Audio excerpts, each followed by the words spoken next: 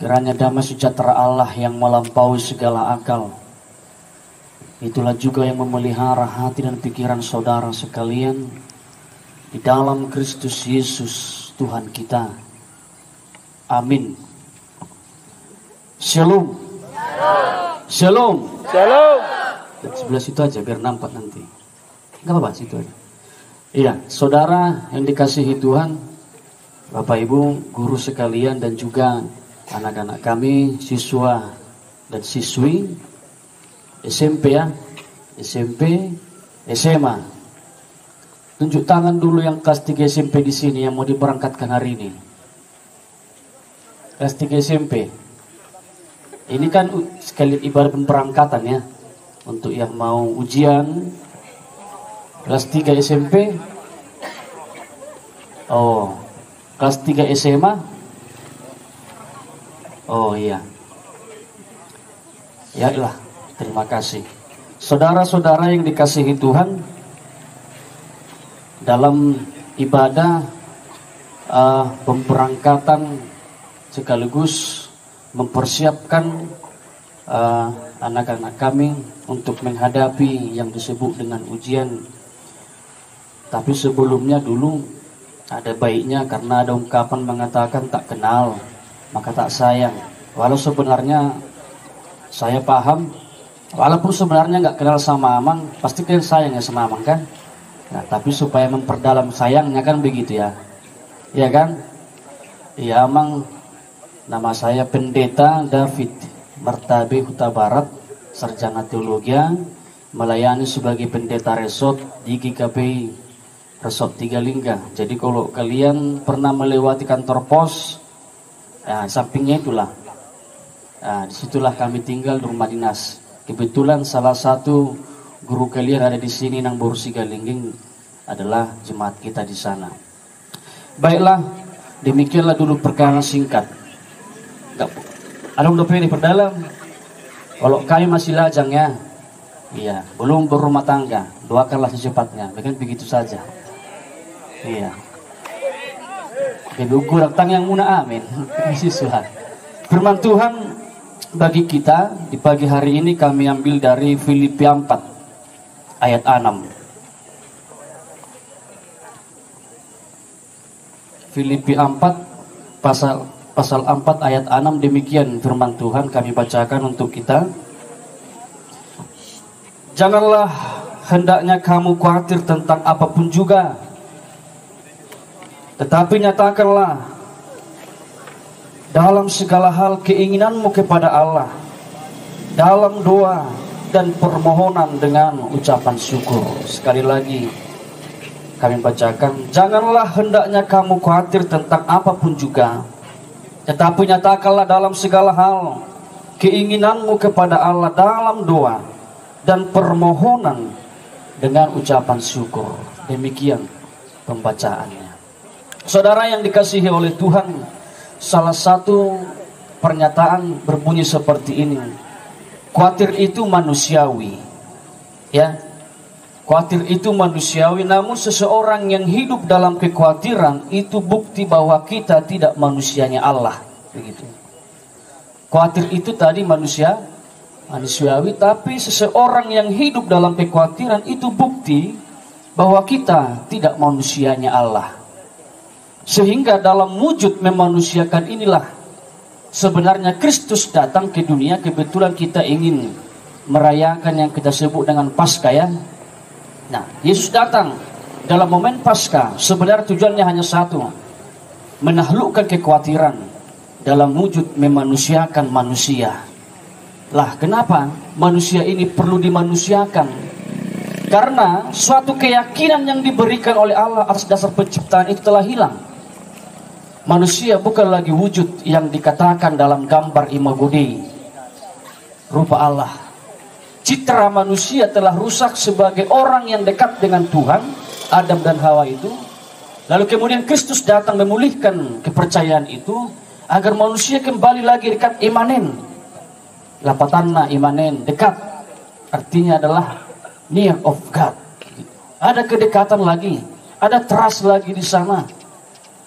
Maka Kristus kehadirannya adalah sebagaimana disampaikan oleh Paulus di sini ke jemaat Filipi. Kekhawatiranmu harus hilang karena kamu telah kembali dimanusiakan. Maka sejatinya orang yang telah melihat Kristus sebagai juru selamat, maka dia juga otomatis akan kehilangan yang namanya kekhawatiran. Lantas mengapa Paulus sangat-sangat melarang, bahkan menganjurkan agar kita tidak khawatir? Mengapa dilarang untuk khawatir ya? Karena salah satu menurut tokoh psikolog begini, ternyata kegagalan itu diawali bukan ketidaktahuan. Ini dipahami ya siswa yang apalagi yang mau ujian ya. Awal kegagalan justru bukan karena ketidaktahuan. Maka kalau kita melihat dulu dia bodoh ya, gak pernah juara 1, tapi kok bisa jadi sukses begitu. Dulu dia tinggal kelas, tapi kok bisa berhasil. Ini juara 1, juara umum, tapi biasa-biasa aja. Misterinya di mana ini? Ada orang bodoh tapi kebaran mentalnya kuat, mentalitasnya luar biasa. Maka ini yang harus dimiliki. Ternyata awal kegagalan itu, bibit kegagalan itu adalah kekhawatiran. Maka seorang mahasiswa mau sampaikan seperti ini, berangkatlah dari mental yang kuat, suatu optimisme yang kuat, hilangkan kekhawatiran, hilangkan paradigma buruk tentang dirimu. Maka itu akan mengubah cara pandangmu. Amin. Itu akan diubahkan. Maka kemudian kita ingin melihat kata Alkitab tentang siapa itu orang bodoh. Yesus tidak pernah menyampaikan kata bodoh, tidak pernah menyebut orang bodoh ketika orang tidak tahu. Tapi Yesus seringkali menyampaikan kata bodoh itu sendiri, diastolos katanya begitu dalam bahasa Yunani, justru kepada orang Farisi yang pintar, justru kepada orang Farisi yang juara umum dalam kasta sosialnya ya, justru kepada orang yang merasa dirinya intelijen, intelektual tinggi. Tapi kepada si Petrus yang tidak tahu apa-apa, dia mengatakan ikutlah. Maka jangan hanya melihat orang dari nilai rapornya, itu mau saya katakan. Kita nggak tahu. Maka berangkatlah dengan kepercayaan diri dan keyakinan. Hilangkan kekhawatiran. Itu senjata dipakai oleh iblis ternyata. Karena kegagalanmu ketika khawatir, 90% jalanmu telah gagal. Ya, 90%. Dan itu sekali lagi tadi yang mau sampaikan. Ternyata Yesus sendiri tidak pernah mengatakan bodoh kepada orang yang tidak tahu. Persoalan kepada orang yang tidak tahu cukup diberitahu. Tapi persoalan kepada orang yang khawatir 1000 kali kasih tahu pun dia akan lemah. Dan merlapatani. Ipatorak kope 1000 hal itu halak naung mago haporsiahun na mago pakirimon na begitu ya. Tawa sabata ya sebagiannya. Dan merlapatani ya. Jadi percuma. Makanya Pemasmur Pengamsal mengatakan tidak ada gunanya mengajar kepada orang bebal, karena kekhawatiran telah mendahului dirinya. Kemudian saudara yang dikasihi Tuhan, kita selalu mengenal bahwa permusuhan kebenaran itu adalah kejahatan, dan simbol kejahatan itu adalah iblis. Lalu iblis adalah musuh kebenaran. Artinya apa? Iblis adalah bapa sang pendusta begitu. Iblis cakap mendeteksi kelemahan kita dan memakainya alat penghancur. Maka seseorang yang telah hilang kekhawatiran tadi, hilang kepercayaan diri, khawatir, nah inilah momen yang dipakai iblis untuk melemahkan. Jadi jangan anggap sepele dengan kekhawatiran ini ya. Tertulis di mana itu? Iblis itu seperti singa yang meraung-raung katanya. Siapa yang ingat? Nanti kalau ada yang tahu, minta hadiahnya kepala sekolah sama saya orang yang mana dia. Siapa yang ingat? Di mana tertulis itu? Singa, iblis itu seperti singa yang meraung-raung. Yang kapan saja dia lemah, dia akan segera dilahap ya. Tertulis di mana itu? Nampak ini semua bolos ini. Kalau belajar agama Kristen ya enggak? Enggak diajar. Gak ada yang ingat? Nanti ditanya lah sama guru agamanya, biar ada tugasnya ya. Kemudian saudara yang terkasih, Lantas solusinya apa? Bisakah kekhawatiran itu hilang? Bisa? Bagaimana caranya? Percaya diri. Di Alkitab yang kita baca tadi di Filipi 4 ayat 6, bisa dengan doa dan permohonan. Apa definisi doa? Ada yang berbicara sama Tuhan. Apalagi definisi doa selama ini yang kalian kenal? Ternyata doa katanya bisa menghilangkan kekhawatiran dan segala aspek dan definisinya. Lantas apa itu doa? Sehingga begitu dia memiliki power menghilangkan ini semua. Apa? Siapa lagi tadi yang menjawab? Apa itu doa? Siapa di sini yang rajin berdoa? Jangan-jangan mau makan pun kayak langsung pokoknya semua ini kan? Amin main. Tong nusan hudur roidahan dan musik. Betul macam parmi. Kan gitu ya. Siapa di sini yang betul-betul merasakan kuasa doa? Lantas apalah nanti alatmu mau ujian? Ternyata tidak bisa kekhawatiran itu hilang dengan kepintaranmu ya. Supaya kau jangan menganggap aku udah pintar kok, juara 1 kok. Wah, aku nanti lulus ini. Tidak.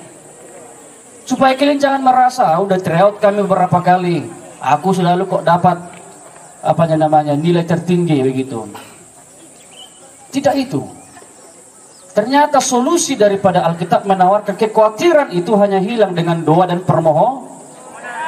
Lantas apa itu doa? Angku mau permohonan atau pidoh? Ale usukku naking dua ni kuhong. Permohonan. Selebihnya, apa yang paling esensi dari doa sehingga dia begitu? Makanya ada pernyataan the power of pray. Jangan hanya kalian hafal the power of love.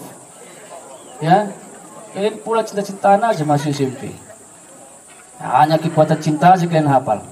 The power of pray-nya lupakan ya. Kalau Tuhan Yesus mengatakan imanmu sebiji sawi saja bisa memindahkan gunung, itu bagian dari doa. Doa orang percaya besar kuasanya katanya ya. Apalagi definisi doa. Saudara yang dikasihi Tuhan, Paulus menawarkan solusi kehilangan khawatir adalah berdoa. Berdoa adalah suatu wujud keintiman dengan Tuhan. Dalam perjanjian lama, doa itu dipandang sebagai alat perjumpaan dengan Tuhan. Dan ketika seseorang telah berjumpa dengan Tuhan, apa yang terjadi? Dia akan merasakan kuasa. Lihat si Musa, tongkatnya bisa membelah laut. Siapa lagi? Lihat Simpson, dia bisa merobek mulut singa. Siapa lagi yang kita lihat? Lihat bangsa Israel dengan doa dan nyanyian, tembok Jeriko yang begitu gagah perkasa runtuh. Apalagi kuasa doa yang kita lihat, saudara-saudara yang dikasihi Tuhan. Paulus dengan kuasa doa juga merasakan, walaupun dia dicambuk. Bahkan terakhir Yesus dengan mengatakan doanya, ada 7 doa Yesus dari kita sebut dengan 7 perkataan di kayu salib. Dia mampu melihat musuhnya sebagai sahabat. Makanya dia mengatakan, ampunilah mereka Tuhan, dang di botona sida na benahenna. Mereka tidak tahu apa yang mereka perbuat. Ternyata Yesus mengajarkan satu langkah lebih maju. Doa itu adalah kuasa mengampuni. Lalu sekarang apa yang ingin kau belah? Jika persoalan ujianmu kau pandang seperti laut, Musa bisa membelahnya kok. Ya, jika kau pandang tinggi kali soal-soal itu di luar pikiranku katanya ya. Lihatlah tembok Jeriko yang gagah itu runtuh ya. Tapi persoalannya jangan berdoa aja. Lihat mereka orai labora ya, bekerja sambil apa? Sambil makan, apa ya sambil? Bekerja sambil berdoa, bukan sambil makan ya. Jadi kapan? Kemudian saudara yang dia kasihi Yesus, dalam hal inilah Yesus mengajarkan kepada mereka doa yang benar itu doa Bapakah? Kalau begitu Tuhan ajarkanlah kami berdoa katanya. Lalu Yesus mengajarkan doa. Sebutkan dulu semua doa Bapa kami. 1, 2, 3.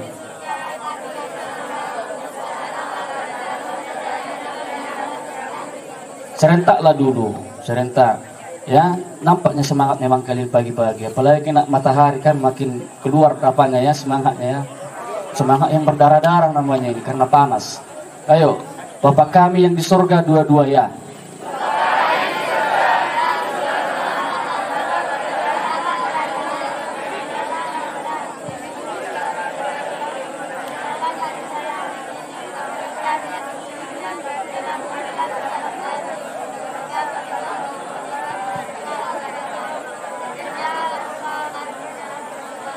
Tapi lepaskanlah kami daripada yang jahat, karena Engkau yang punya kerajaan.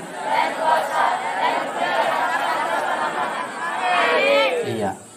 Dalam doa itu terbersih suatu bahasa ujian dari cobaan.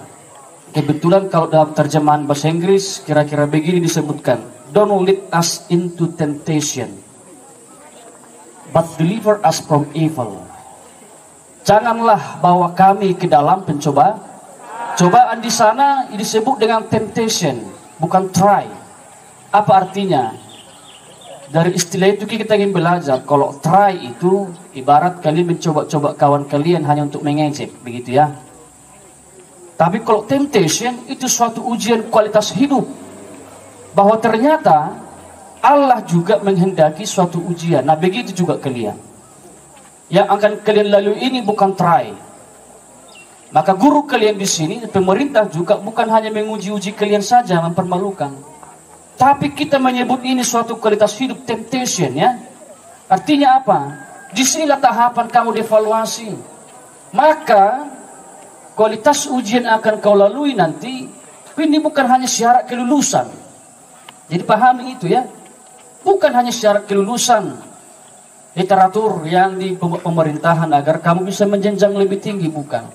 Tapi itu juga suatu kualitas hidupmu, bagaimana kamu selama ini berproses, agar kemudian orang yang mencintai prosesnya lah yang sanggup menghilangkan kekhawatiran tadi, temptation ini. Maka setiap orang harus mensyukuri kehidupannya. Maka tadi dikatakan di ayat 6 itu, tapi nyatakanlah dalam segala hal keinginanmu kepada Allah dalam doa dan permohonan dengan ucapan syukur. Maka orang akan bersyukur ketika dia ujian. Bukan malah sedih. Ya? Bukan malah takut. Siapa semalam gara-gara mau memikirkan ujian UAS nanti akhir sekolah gak bisa lagi tidur? Siapa? Bahkan sampai stres perut ya. Bolak-balik kamar mandi kan gitu ya. Aduh, kemana nanti ini penduli, opungnya pun udah mati kan, panggili lagi gara-gara khawatirnya. Siapa di sini? Ada ya, kelas 3 SMP lah dulu. Siapa yang begitu khawatir sekarang? Bahkan ketakutan dia, kemana nanti nasibku ini gitu. Mungkin momen-momen inilah guru menyampaikan, inilah hidup dan matimu, kan begitu ya. Kalau kamu tidak lulus, kamu akan begini. Mungkin ini sekarang udah masuk ini dalam dogma ataupun dalam doktrin para guru-guru untuk memacumu serius kan. Siapa di sini yang udah ketakutan menghadapi ujian? Gak ada. Gak ada bantuan. Jangan kau tukang. Gak ada itu. Murni nih kayaknya ini. Yang SMA kayak mana? Siapa di sini yang udah mulai stres? Oh santai aja. Berarti nampaknya memang murid-murid Nusantara orang-orang yang serius belajar. Ya amin. Iya. Artinya saudara yang dikasihi oleh Tuhan, kita dalam menghadapi segala kekhawatiran ujian itu sikapnya tadi berdoa, bermohon, lalu bersyukur. Maka orang tidak akan pernah menghindari yang namanya temptation. Bahkan dia bersyukur, karena disitulah dia momen mengevaluasi kualitas hidupnya dan kualitas kepribadian. Lalu setiap orang kenapa bersyukur? Karena kita memiliki tujuan hidup. We have a purpose of life. Kita memiliki tujuan hidup, pandangan hidup. Maka dalam mencapai tujuan itulah kita dimulai proses dari sini. Tentu semua anak-anak kami punya cita-cita ya, impian. Maka kalau kalian pernah mendengarkan salah satu lirik lagu dari Hospeng dengan judul Derision, nanti bisa kalian searching. Begini kata-katanya, I'm not a perfect person, but there's many things I wish I didn't do. That's why I'm here. Artinya begini, aku bukan manusia sempurna. Rindukan yang belum kulakukan. Itulah alasan aku di sini. I'm not a perfect person, But there is many things I wish I didn't do. That's why I'm here. Maka justru artinya apa, saudara-saudara yang dikasihi? Dalam ketidaksempurnaan mula kamu terpanggil untuk melakukan banyak hal. Maka Tuhan tidak memilih orang yang sempurna. Tuhan tidak memilih orang yang perfect, ya. Dalam kelemahanmu kamu merasa diri tadi khawatir, justru dalam hal yang demikianlah kamu mengevaluasi diri. Maka berangkatlah untuk itu. Itulah alasan mengapa kamu belajar di sekolah Nusantara ini. That's why I'm here. Jadi kamu hadir di sini tentu punya alasan. Tuhan memperlengkapimu nanti. Belajar di sini, tamat SMP, tamat SMA. Karena banyak hal yang mungkin kau rindukan yang belum kau lakukan. Siapa di sini memiliki kerinduan? Gak ada. Rindu-rindunya ada. Ada apa? Jangan hanya rindu-rindumu aja kau ingat kan. Setiap kita harus memiliki kerinduan. Dan kita ditempat di sini untuk mencapai kerinduan itu. Maka pakailah ini, selamat ujiannya untuk kelas 3 SMA. Yang pertama tadi mau sampaikan adalah justru kamu harus bersyukur, bukan malah khawatir. Tapi kalahkan itu dengan doa dan permohonan. Rapikan dulu barisannya. Karena orang-orang yang sedang ingin diuji dia harus siap mentalnya, ya. Kayak tadi. Iya. Diberkati Tuhanlah anak-anak kami dalam menghadapi ujian. Tuhan menyertai dan yang pasti tetap perlengkapi diri dan persiapkan dirinya sebaik-baik mungkin. Amin. Kita berdoa.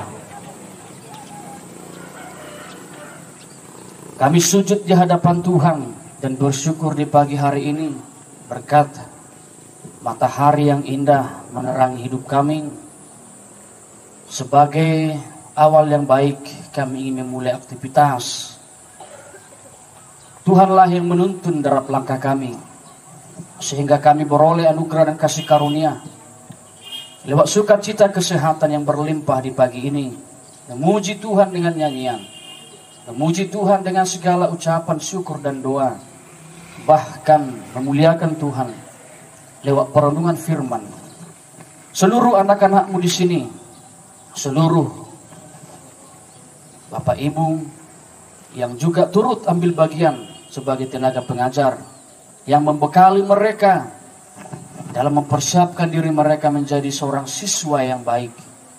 Yang hari ini juga kami syukuri, kami berdoa bersama untuk memberangkatkan anak-anak kami yang telah di jenjang kelas 3 SMP dan kelas 3 SMA yang akan menapaki perjalanan ujian yang akan mereka hadapi untuk hari-hari yang akan datang. Bapa di surga, tuntunlah mereka agar tidak khawatir, malahan mereka melihat ini sebagai suatu syukur karena mereka akhirnya mendapatkan suatu evaluasi hidup, tatanan hidup yang lebih baik, jenjang hidup yang lebih baik, kualitas hidup yang lebih baik. Itulah alat Tuhan mengevaluasi. Maka Tuhan juga mengajarkan setiap mereka tetap hidup dalam kerendahan hati, tetap mempersiapkan diri, tetap memberi yang terbaik sebagai suatu kesempatan mereka selama ini menimba ilmu, mengevaluasi diri, berproses di tengah-tengah sekolah Nusantara ini. Jadikan mereka menjadi seorang pribadi yang berhasil kelak. Tentu banyak rancangan, impian yang mereka dengungkan saat ini dalam hati mereka. Bahkan mereka memiliki gambaran tatanan yang akan mereka rancang ke depannya. Tuhan, tolong tuntun mereka agar itu semua dapat terwujud dalam doa dan permohonan mereka kepadamu. Dan seluruh juga ya Tuhan guru-guru yang mengajar di sini dari tingkat SMP sampai SMA. Tetap tuntun dalam kerendahan hati, kesabaran, kekuatan, keuletan, dan kreativitas yang lebih luar biasa lagi. Agar kiranya anak-anak di sini, lulusan-lulusan Nusantara ini, orang yang handal terpakai, kredibilitas yang luar biasa. Oleh karena Tuhan juga memampukan setiap para tenaga pengajar untuk hidup dalam takut akan Tuhan. Sehingga mereka juga memberikan yang terbaik sebagai buah iman mereka dan rasa syukur mereka. Karena Tuhan memberikan mereka sebagai tenaga pengajar untuk menciptakan generasi-generasi bangsa yang luar biasa untuk hari-hari yang akan datang. Bapa di sorga, berikanlah kesatuan hati kepada setiap pengurus yayasan di sekolah ini, agar dengan itu mereka juga berpadu hati, agar dapat lagi memberikan sumbang pemikiran yang terbaik untuk memajukan kampung kami ini, memajukan Tiga Lingga lewat segala sumber daya yang ada nanti dari lulusan-lulusan sekolah ini. Kami percaya, ya Tuhan, Engkau akan memberkati seluruh siswa, Engkau akan memberkati seluruh orang tua mereka juga, agar sekiranya dalam kebutuhan mereka, dalam segala tanggung jawab mereka terpenuhi, memberangkatkan anak-anaknya untuk memberi yang terbaik kepada mereka, dan kemudian mereka dibekali untuk menapaki masa depan yang lebih baik. Bapa di sorga, sebentar kami juga akan menghujung ibadah kami ini, tapi kami percaya bahwa kasih karunia Tuhan tidak akan pernah berujung dari kami. Bahkan ya Tuhan, kami adalah orang yang begitu berdosa, seluruhnya lah Tuhan mengampuni dosa-dosa kami, dan kami layak lagi di hadapan-Mu. Terima dan sempurnakanlah doa kami ini dalam Kristus Yesus Tuhan kami. Amin.